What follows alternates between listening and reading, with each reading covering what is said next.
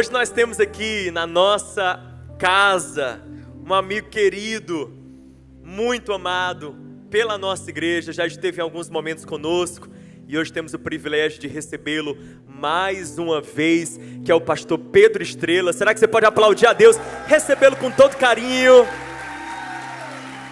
Boa noite, CC Videira.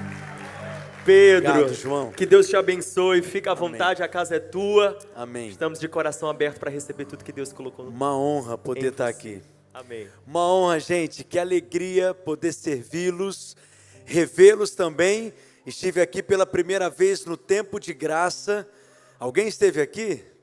Em 2021, e foi um tempo de tanta revelação, onde eu pude conhecê-los pessoalmente, né? Porque essa igreja já tem nos inspirado, nos abençoado, nos edificado tanto, a nossa igreja ali em Belo Horizonte, onde eu pastoreio. Feche os seus olhos por um instante, coloque a mão no seu coração, nós vamos orar, pedindo para que o Senhor nos conceda espírito de sabedoria e de revelação, em nome de Jesus.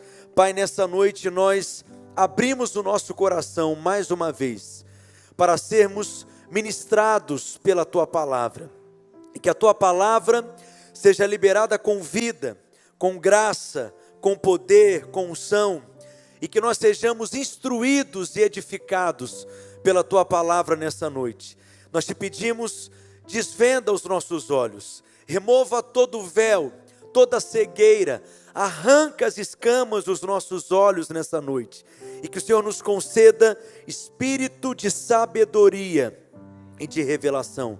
Pai, nós estamos aqui como a Tua igreja, nós somos Teus filhos, somos Teus cooperadores, nós somos a Tua noiva, o Teu exército, a Tua família, somos o Seu corpo, somos rebanho do Seu pastoreio, e nós queremos nos assentar aos Teus pés, e nos alimentar de Ti, e nos alimentar do pão que sai da Tua boca nessa noite. Em nome de Jesus, diga amém. Abra sua Bíblia comigo no livro de Hebreus, e nós vamos ler no capítulo 11, a partir do verso 5, e hoje eu quero liberar e compartilhar algo ao seu coração, que eu creio que vai liberar fé na sua vida. Eu quero te ensinar a respeito de um princípio poderoso da palavra de Deus, que é o princípio da recompensa. Vamos falar juntos? Recompensa. Eu creio que o alvo de todos nós que estamos aqui é agradar a Deus. Estou certo? Quantos querem agradar a Deus aqui? Eu creio que essa é uma das razões de você estar aqui nesta noite, numa quarta-feira. É porque você deseja conhecê-lo mais, conhecer mais da sua palavra, porque você deseja servi-lo melhor. Todos os filhos possuem esse anseio, essa expectativa, esse encargo, esse desejo no coração de agradar o coração do seu Pai. Todo aquele que nasceu de novo, tornou-se filho de Deus, faz parte da família, ele deseja agradar ao Pai. Agora, o que agrada a Deus? Se realmente você deseja agradá-lo, essa é uma pergunta muito importante. O que está no coração de Deus, que nós podemos então provocar prazer no coração de Deus? O autor de Hebreus nos dá algumas pistas. No capítulo 11, no verso 5, você pode acompanhar comigo a leitura, e na realidade a resposta dessa pergunta sobre o que agrada a Deus é muito simples, e está aqui no verso 5 e 6, quando o autor de Hebreus escreve dizendo: pela fé, Enoque foi transladado por não ver a morte. Veja que Enoque é o primeiro a ser arrebatado na palavra de Deus. Enoque é a primeira menção de alguém que foi transladado, arrebatado. E Enoque, ele viveu essa experiência porque ele carregou um testemunho. O texto bíblico diz que ele foi transladado porque ele obteve o testemunho de haver agradado a Deus. eu quero declarar que esse mesmo testemunho você irá carregar em nome de Jesus. Aqui nós temos homens e mulheres que cumprirão o propósito de Deus na sua geração, cumprirão o seu chamado, a sua missão, aquilo que está no coração de Deus, e nós iremos carregar esse testemunho de alguém que agrada a Deus. Agora, olha o que diz o verso 6. Ele diz que de fato, sem fé, é impossível agradar a Deus, porquanto é necessário que aquele que se aproxima de Deus faça duas coisas. Quantas coisas? Diga duas. Primeiro, o autor de Hebreus diz: creia que Ele existe. Em segundo lugar, que Ele se torna galardoador ou recompensador daqueles que o buscam. Veja que o que agrada a Deus é a fé. A fé é aquilo que agrada a Deus. E o Novo Testamento diz que o justo, ele viverá pela fé. Tem justos aqui? Recebemos o dom da justiça e por isso fomos declarados justos, inocentes, aceitos na presença de Deus. E os justos, a maneira como eles vivem é pela fé. Eu sei que infelizmente muitos crentes querem viver pela obediência, pelo merecimento, e muitos baseiam seu relacionamento com Deus com base no mérito, mas a palavra de Deus diz que nós vivemos pela fé. E somente aqueles que vivem pela fé estão aptos para agradar a Deus. Quantos querem agradar a Deus aqui? Então o caminho é esse, o caminho é crer, simplesmente crer. Mas veja, qual que é o tipo de fé que agrada a Deus? O tipo de fé que agrada a Deus, de acordo com o autor de Hebreus, é aquela fé que em primeiro lugar crê que Deus existe, e em segundo lugar crê que Ele se torna galardoador ou recompensador daqueles que o buscam. Então, em primeiro lugar, aqueles que se aproximam de Deus precisam se aproximar dele crendo que Ele existe. Mas a melhor tradução desse verso, no original, não seria crer que Ele existe, mas seria crer que Ele é. Essa seria a tradução literal desse texto no verso 11. E é por isso que um dos nomes de Deus na Bíblia é o Eu Sou. Deus é o quê? Deus é tudo aquilo que você precisa que Ele seja. Alguns aleluias, vou te dar mais uma chance. Deus, Ele é o quê? Tudo aquilo que você precisa que Ele seja. Você está aqui comigo? Então é como se Deus tivesse assinado um cheque e colocado um cheque em branco nas suas mãos. Ele é tudo aquilo que nós precisamos. Se você veio aqui nessa noite e precisa de uma vitória, Ele é a sua vitória. Se você precisa de uma porta aberta, Ele é a porta aberta. Se você precisa de cura, Ele é a sua cura. Você precisa de um remédio, Ele é o seu remédio. Você precisa de sabedoria, Ele é a sua sabedoria. Cristo é tudo para nós. Então aquele que se aproxima de Deus, é necessário crer que Ele é. Deus, Ele é generoso, gracioso, bondoso.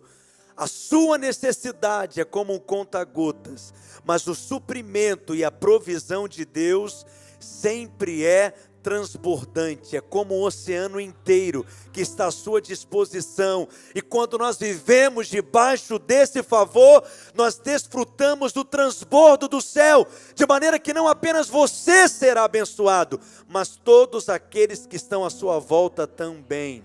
Diga: eu creio que Ele é. Mas em segundo lugar, a fé que agrada a Deus é aquela que crê que Ele se torna galardoador. Eu sei que muitos não estão familiarizados com essa palavra ou com essa expressão, mas galardoar significa recompensar. Então, crer que Ele é galardoador é crer que Ele é recompensador. Nós precisamos crer que há uma recompensa para aqueles que o buscam. Só pelo fato de você estar aqui nessa noite, você será recompensado. Eu vou falar mais uma vez, só pelo fato de você ter vindo até aqui, há uma recompensa, porque nós viemos buscá-lo, e quando nós o buscamos, recebemos uma recompensa do céu, há uma unção sendo liberada nesse ambiente, e a unção ela é poderosa, ela quebra todo jugo. Então talvez você entrou aqui abatido, desanimado, você sairá daqui alegre, encorajado, animado, você vai se reanimar no Senhor nessa noite, a óleo fresco do Espírito disponível para você. Talvez as setas malignas lançadas na sua mente, fortalezas tentando te paralisar, mas a unção do Espírito é liberada e ela é poderosa para desfazer toda a seta do maligno. Por isso você não sairá daqui da mesma forma como chegou. Isso não é frase de efeito não, é uma realidade. Há uma recompensa para aqueles que buscam a Deus. Por que esse ensino da recompensa é tão importante? Porque infelizmente muitas pessoas acabam entendendo que o ensino da graça e o ensino da recompensa não podem se harmonizar. É como se a recompensa e a graça não conseguissem conviver juntas, mas isso é um engano. A recompensa não contradiz a graça. Mas por que algumas pessoas pensam assim? Porque eles acreditam que se há recompensa, é porque envolve algum tipo de mérito. Se há recompensa, é porque envolve algum tipo de merecimento. E se há merecimento, então já não é mais favor imerecido. Mas preste atenção, até a recompensa que recebemos do céu é fruto da graça e da bondade de Deus. Por quê? Porque se ao buscá-lo, de alguma maneira Ele te capacitou, se ao buscá-lo, de alguma forma Ele derramou sobre você potencialidades, habilidades, suprimento do céu, para que você fosse capaz de realizar algo para Ele, acredite, até isso que você tem feito para Deus tem origem na graça dEle. Não, você precisa entender isso. Não há maior privilégio do que esse, do que ser chamado de ajudante da divindade. Nós somos cooperadores de Deus. Você entende isso? E é na graça dele que nós realizamos algo, portanto, relevante, confiando nele, dependendo dele. Então o que conta para Deus não é a aparência das coisas, mas é a origem das coisas.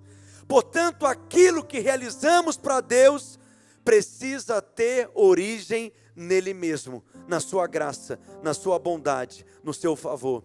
Quero te explicar isso melhor. Então vá comigo lá em 1 Coríntios, no capítulo 15, nós vamos ler o verso 10, 1 Coríntios capítulo 15, versículo 10, olha essa afirmação tão poderosa do apóstolo Paulo.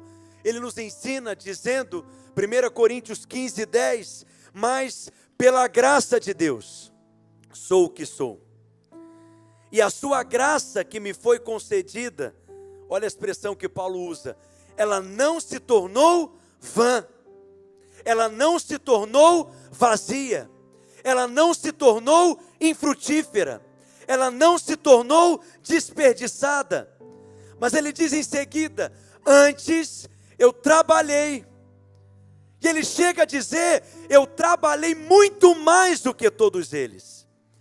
Quando você olha para essa afirmação de Paulo de maneira isolada, parece até que é uma expressão da arrogância de Paulo. Porque ele quer dizer na realidade se somar aquilo que os apóstolos fizeram, eu trabalhei mais do que todos eles juntos. Seria arrogância de Paulo se ele não completasse essa afirmação dizendo, todavia não eu, mas a graça de Deus comigo. O que isso quer dizer? Isso quer dizer que aquele que teve uma experiência com a graça de Deus, ele trabalha. Aquele que viu a graça de Deus, ele serve. Aquele que teve uma experiência com a graça de Deus, qual que é a evidência, qual que é o sinal na sua vida? Ela irá se resultar em obras.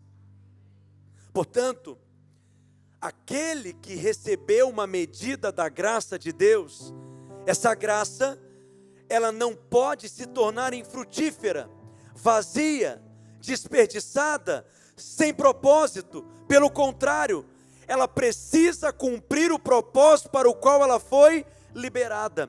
Portanto, todo aquele que viu a graça de Deus, ele trabalha, e trabalha com alegria, porque ele sabe que é um grande privilégio ser um cooperador de Deus. Eu estou te contando, o ministério é uma santa diversão. Talvez você não vai ler isso que eu vou afirmar em nenhum livro de eclesiologia, em nenhum livro sobre crescimento de igreja, mas eu vou te contar, a chave ou o segredo para ter um ministério frutífero e bem-sucedido, sabe qual é? É ser feliz. Quando você é feliz naquilo que faz, quando você encontra prazer e desfruta do Senhor, enquanto você vive o ministério, esse é um sinal que você viu a graça de Deus. Porque aquele que experimentou a graça de Deus, essa graça superabundante, ele quer superabundar na obra de Deus. Então ele trabalha com alegria, e ele fica até inventando coisas para fazer, porque de alguma forma ele quer servir. Mas infelizmente algumas pessoas entendem de maneira equivocada. Para que servir? Eu estou na graça. Para que ser um voluntário? Eu estou debaixo da graça. Para que contribuir, cooperar, investir, dizimar? Eu estou na graça. Para que liderar um GC? Eu estou na graça. Agora que eu estou na graça, eu vou ficar na beira da praia, comendo peixe frito com guaraná quente, deitado na rede. É porque você ainda não teve uma experiência com a graça de Deus, filho. Porque a graça não é desculpa para não fazer. A graça é poder de Deus para fazer. A graça é o que nos capacita para cumprir um propósito. Na realidade, aquele que viu a graça, ele entende, agora que eu vou servir, agora que eu vou cooperar, porque eu entendi que não tem nada a ver comigo, tem tudo a ver com Cristo. E eu recebi uma graça tão abundante, tão maravilhosa, tão extraordinária, como que eu posso retê-la? Eu preciso é compartilhar, liberar, multiplicar aquilo que eu tenho recebido. Diga assim para o seu vizinho, aquele que viu a graça de Deus, ele manifesta obras. Diga para ele, frutos. Deus está falando com alguém aqui nessa noite? 1 Coríntios 15:10, então, mais uma vez, vamos ler juntos essa afirmação de Paulo. Mas pela graça de Deus, sou o que sou, e a sua graça que me foi concedida, não se tornou vã. É possível que haja crentes que tenham recebido uma medida da graça de Deus, e a graça na vida deles se torne desperdiçada? Sim ou não? Sim. Essa é a diferença entre o crente vencedor e um crente derrotado. O crente vencedor é aquele que recebeu uma medida de graça de Deus, e essa graça, ela cumpre um propósito. Mas o derrotado, ele recebe favor, ele recebe unção, ele recebe algo da parte do céu, mas infelizmente aquilo que ele recebe se torna infrutífero. É como aquele servo na parábola dos talentos, que o talento que ele recebe, um talento, o que ele faz, enterra o talento. Essa parábola é maravilhosa porque, primeiro, a maneira como o Senhor trata os seus servos, não existe nenhum servo que não tenha recebido pelo menos um talento. Não há membros no corpo de Cristo que sejam inúteis. Todo membro no corpo de Cristo possui um propósito, possui um dom e possui uma graça sobre ele. Você está entendendo? Na minha experiência como pastor, eu tenho percebido que não são muitos crentes de 5 talentos. São poucos Paulos, poucos Pedros que temos entre nós. Você está entendendo? Na grande maioria nós percebemos que são crentes de 2 talentos ou crentes de 1 talento. Só que o texto diz que cada um recebeu segundo a sua medida de capacidade. A questão é que a tendência daqueles que possuem 1 talento é acabar enterrando o seu talento. E aí muitas igrejas se tornam verdadeiros cemitérios de talentos. E aí muitos pastores acabam se tornando caçadores de talentos. Eles vão em busca dos mais talentosos, mas o nosso alvo não é ser caçador de talentos, mas é sermos desenterradores de talentos. Porque se cada membro de 1 talento desenterrar o seu talento, essa é a revolução que acontecerá. Porque aqueles que têm 5 talentos não dependem tanto de nós, já estão servindo, já estão cooperando. Mas imagine se cada crente que tem enterrado o seu talento, desenterrar o talento, de alguma forma, cooperar com a edificação da igreja, com a edificação do corpo de Cristo, com a expansão do reino de Deus. Essa é a grande revolução que acontecerá. Então não permita que a graça que você tem recebido se torne vã, infrutífera. Mas também não invente fazer coisas que você não recebeu graça para fazer. Porque a graça é essa capacitação sobrenatural para que você possa ser e fazer aquilo que você não poderia ser e fazer por si mesmo. Mas porque a graça vem sobre você, você se torna até mesmo alguém irreconhecível. Levanta suas mãos aos céus e diga: eu recebi a abundante graça. Diga: o favor do céu foi derramado sobre mim. Diga: ele já me supriu com riquezas espirituais, com poder, com unção, com suprimento espiritual. E você não vai largar para lá aquilo que ele tem te dado. A graça que você tem recebido, ela cumprirá um propósito. Alguém diz amém? O que acontece quando nós não cumprimos então um propósito? Ou quando nós permitimos que essa graça se torne vã ou desperdiçada? Uma das coisas que eu mais amo no ministério pastoral é lidar com pessoas e aconselhar pessoas. E muitas pessoas eu pergunto assim para elas: mas por que você trabalha onde trabalha? E muitas pessoas dizem assim: pastor, eu trabalho porque eu preciso de dinheiro. Aí eu pergunto: mas por que você quer ter dinheiro? Eu preciso de dinheiro porque eu preciso comer, me alimentar. Mas por que você quer comer e se alimentar? Para ter saúde, pastor. Mas você quer ter saúde para quê? Para trabalhar. Mas por que você quer trabalhar? Para ter dinheiro. Mas dinheiro para quê? Para comer, me alimentar. Mas por que você quer comer e se alimentar? Para ter saúde. Mas ter saúde para quê? Para trabalhar. E você já entendeu onde eu quero chegar. Pessoas que vivem assim não vivem a vida, apenas existem, porque elas não estão cumprindo um propósito. O propósito de Deus requereu a sua existência. E você nasceu por causa de um propósito. Antes que o seu tataravô conhecesse a sua tataravó, Deus já te conhecia.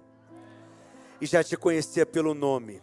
E esse propósito requereu o seu nascimento. Você nasceu para cumprir um propósito.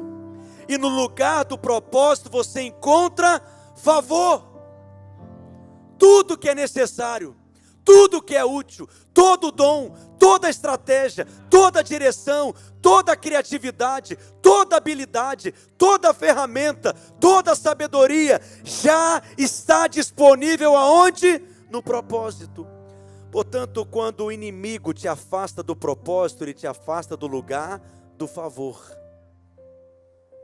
E aí você começa a viver confiando na força do braço.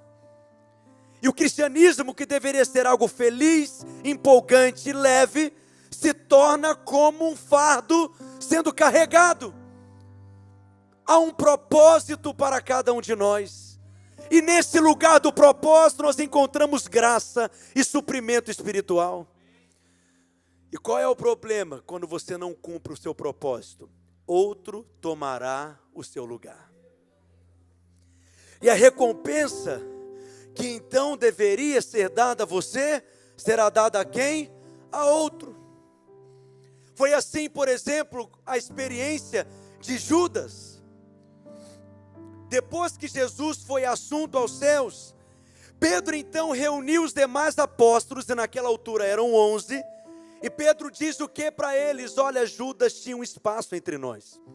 Ele foi chamado para o ministério. Ele recebeu uma oportunidade. Ele tinha um propósito. Ele recebeu uma graça. Mas Judas, ele renunciou. A graça se tornou vã na vida dele. Pedro disse o que em seguida? Vamos escolher mais um, porque o número deveria estar completo. Não sei porquê, mas por alguma razão deveria ser 12. O número de apóstolos havia sido determinado para que fosse 12. Mas um não respondeu. Um não se posicionou. Um não cumpriu o propósito. A graça na vida dele se tornou vã. E o galardão que havia sido separado para ele, a recompensa que deveria ser dada a ele, ele perdeu tudo. E aquilo que ele deveria receber foi dado a outro. Isso está lá em Atos, no capítulo 1. Se você ler comigo a partir do verso 17, olha o que o texto bíblico diz. Lucas escreve dizendo: porque ele era contado entre nós, a respeito de Judas. E o texto diz que ele teve parte no ministério. Ora, este homem adquiriu um campo com o preço da iniquidade, e precipitando-se, rompeu-se pelo meio. Continue lendo comigo. E todas as suas entranhas se derramaram, olha o verso 19. E isto chegou ao conhecimento de todos os habitantes de Jerusalém, de maneira que em sua própria língua, esse campo era chamado de Acéldama, isto é, campo de sangue. Verso 20, porque está escrito no livro dos Salmos: fique deserta a sua morada, e não haja quem nela habite, e tome outro o seu encargo. Em outras palavras, tome outro a sua posição, tome outro o seu lugar. Por que que uma das advertências que Jesus faz para uma das 7 igrejas, nas 7 cartas que foram escritas no livro de Apocalipse é: guarda a tua coroa? A coroa nos fala de uma posição, e se devemos guardá-la é porque é possível perdê-la. Porque o vencedor, como Jesus diz, é aquele que receberá essa coroa e essa posição de influência, de glória, de autoridade, de relevância. Nós não o conhecemos no começo de uma carreira, mas é no final da jornada que nós o conhecemos. Há muitas pessoas que eu tenho visto que têm perdido posições e lugares no reino de Deus e no mover de Deus, porque em algum momento falharam em cumprir o propósito e permitiram que a graça se tornasse desperdiçada na vida deles. Não te dá uma gastura isso? Vocês sabem o que é gastura? Isso me faz lembrar uma história de um irmão que estava muito acima do peso, ao ponto disso estar prejudicando muito a sua saúde. E aí ele resolveu ir ao médico, e o médico era meio terrorista, e o médico disse para ele: se você não se alimentar melhor, você vai morrer. E sua esposa é nova, ela vai se casar com outro, e as suas 2 filhas que são pequenas vão chamá-lo de papai, e vai ter outro que vai deitar na sua cama. Ele já saiu de lá mais magro. Em outras palavras, o que o médico estava dizendo é que outro tomaria o seu encargo, outro tomaria a sua posição, o seu lugar, e a recompensa que deveria ser dada a ele, seria então dada a outros. Entendeu o que é encargo? Vou te dar mais um exemplo antes da gente encerrar. O Evangelho de João, no capítulo 5, Jesus estava ensinando no mar da Galileia, e uma multidão então estava espremendo Jesus, E Jesus então, se sentindo pressionado, ele estrategicamente resolveu pegar um dos barcos que estavam ali ociosos, disponíveis, para que ele pudesse então entrar e no meio do mar pregar. Vários barcos estavam disponíveis ali, mas Jesus escolheu um daqueles barcos para entrar. Preste atenção, o Senhor sempre vai escolher um barco para entrar. Você está aqui comigo? E se Ele escolher o seu barco, acredite, você está prestes a ser muito abençoado. Porque Ele é dono de tudo. Ele é rico. Ele não precisa de nada. Mas Jesus está ali pedindo um barco emprestado. Não porque Ele necessita de algo realmente, mas porque Ele está interessado em nos recompensar. Ele está interessado em nos abençoar. E essa experiência que está acontecendo aqui em Lucas capítulo 5. E veja que a Bíblia então fala que o barco que Jesus pede emprestado era o barco de Pedro. A questão é que Pedro passou a noite inteira pescando e não pescou nenhum peixe. Uma madrugada inteira de trabalho, de esforço e nada de peixe. E Pedro joga a rede e puxa a rede e nenhum peixe. E ele joga a rede novamente e puxa a rede e nada de peixe. Como que você imagina que Pedro amanheceu o dia? Animado? Bem-humorado? Cantarolando? Será que foi naquela hora que Pedro começou a cantar a música Pedro, Tiago e João no barquinho? Provavelmente não. Provavelmente Pedro estava contrariado, desanimado, desencorajado, mal-humorado, chateado, e ele tinha razões para isso. E ele poderia simplesmente dizer para Jesus: Jesus, tudo bem que você está querendo meu barco emprestado, mas eu estou tão cansado. Você não poderia pedir o barco de outro? Você não poderia pedir a casa de uma outra pessoa para abrir um GC? Você não poderia pedir o tempo de outro para de alguma forma servir e cooperar? Você não poderia pedir o recurso de outro? Quem está entendendo o que eu quero dizer? A habilidade de outro, o talento de outro, o barco de outro. Estou cansado, Jesus. Tenho certeza que você vai me compreender. A noite inteira pescando, nada de peixe. Estou frustrado. Pedro poderia falar isso para Jesus? Sim ou não? Jesus iria continuar amando a Pedro? É claro que sim. Mas a recompensa que seria dada a Pedro, então seria dado a outro. É isso que eu vim te contar. Nós somos alvos do amor de Deus. Vou repetir. Você é alvo do amor de Deus. Deus ama todos os seus filhos. Tem filhos e filhas de Deus aqui?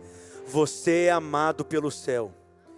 Mas Deus só tem prazer em alguns. Ele ama a todos, mas Ele tem prazer em alguns. Ele ama todos os filhos, mas nem todos os filhos provocam prazer no coração do Pai. Pedro então, ele resolve emprestar o barco dele para Jesus. Vamos ler como isso aconteceu? Lucas capítulo 5, verso 1. Projeta por gentileza. O Evangelho de Lucas capítulo 5, verso 1. Você está aqui ainda? E aconteceu que, apertá-lo a multidão para ouvir a palavra de Deus, estava ele junto ao lago de Genezaré, e viu 2 barcos junto à praia do lago, mas os pescadores, havendo desembarcado, lavavam as redes.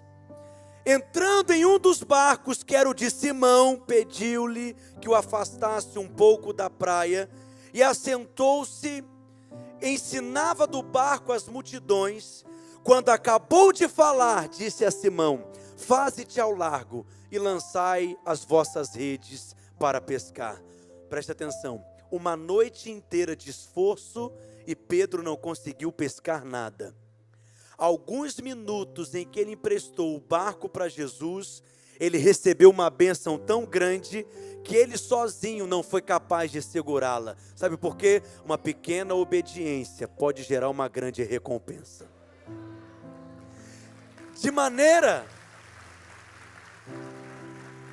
que não apenas você será abençoado, mas todos aqueles que estão à sua volta também serão abençoados. Isso será um testemunho da bondade de Deus na sua vida. O verso 5 diz: respondeu-lhe Simão: mestre, havendo trabalhado toda a noite, nada apanhamos, mas sobre a tua palavra lançarei as redes.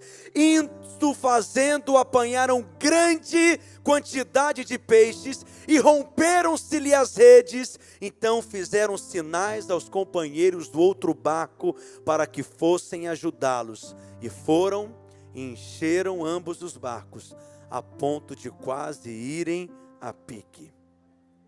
Não foi apenas Pedro que foi abençoado, mas os seus companheiros que estavam ao redor dele foram abençoados também. Você recebe essa palavra nessa noite? Levanta sua mão então. Por causa de você, sua casa será abençoada. Por causa de você, sua família será abençoada. Sua família viveu experiências até você. A partir de você, você levará a sua família para um outro patamar, para um outro nível. A partir de você, uma nova história será escrita na sua família. A partir da sua geração, será algo completamente diferente. Por causa de você, a sua cidade será abençoada. Por causa de você, sua faculdade é abençoada. Por causa de você, a sua escola é abençoada. Alguém diz amém? O local que você trabalha é abençoado. Aquela empresa não irá fechar enquanto você estiver ali, porque a bênção e o favor de Deus está sobre você. Cutuca o seu vizinho e diga para ele: há uma recompensa do céu para aqueles que agradam a Deus, cumprindo o seu propósito. Posso encerrar lendo um texto com você? Essa é a hora que você faz assim: vou te dar mais uma chance então. Posso encerrar lendo um texto com você? Obrigado pela sinceridade de vocês. Vocês são espontâneos. Mas abra sua Bíblia rapidamente comigo em Marcos capítulo 10. Você pode até se colocar de pé no seu lugar, por gentileza. Marcos capítulo 10. Quantos receberam revelação da parte de Deus nessa noite? Estão animados para um ano de muito serviço. Nós vamos abençoar essa cidade. As estruturas espirituais dessa cidade serão sacudidas, abaladas, por conta da graça e da unção que está sobre a sua vida. Talentos serão desenterrados e uma grande revolução acontecerá. Marcos capítulo 10, verso 28, olha o que diz a Escritura. Então Pedro começou a dizer-lhe, Marcos 10, 28, eis que nós tudo deixamos e te seguimos. É o que Pedro está dizendo para Jesus. Jesus não repreende Pedro, mas ele dá uma resposta a Pedro. O que ele respondeu? Olha o verso 29. Tornou Jesus, vamos ler juntos comigo bem forte, para tremer esse auditório aqui.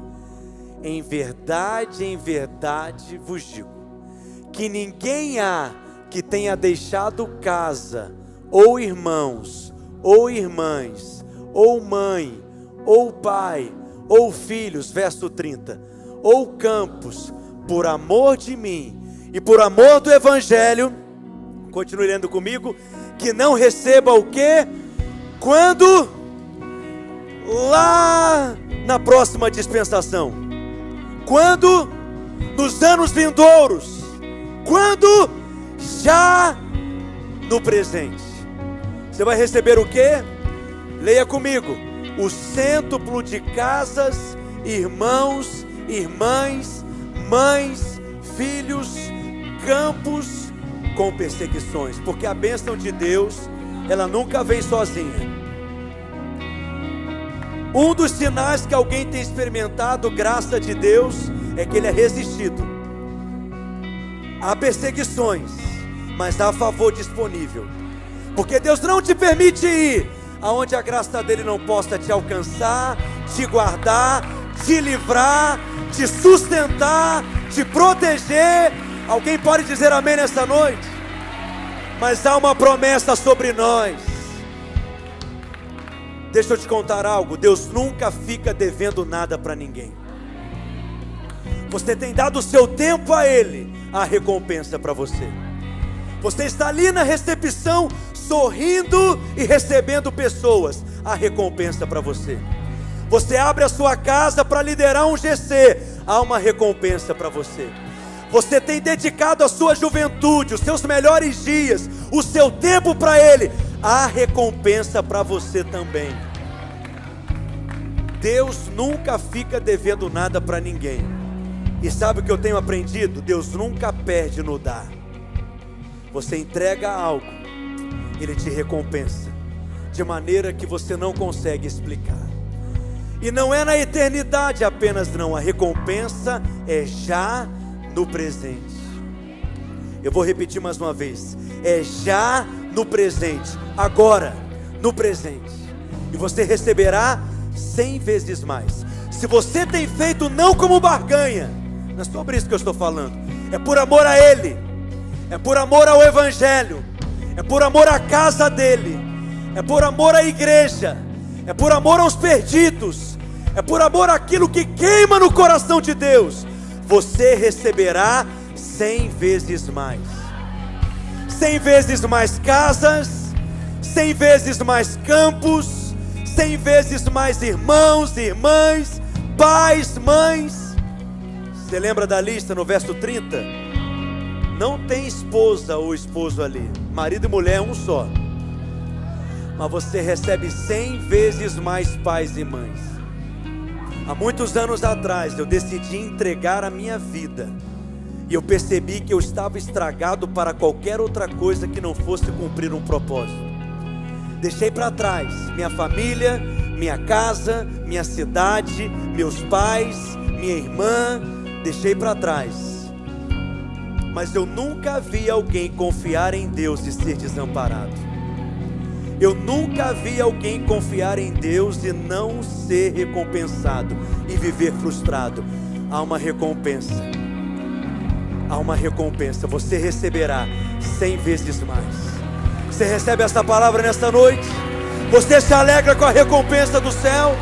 Deus tem prazer quando nós nos alegramos com a recompensa, não? Você pode celebrar no seu lugar nessa noite e celebrar.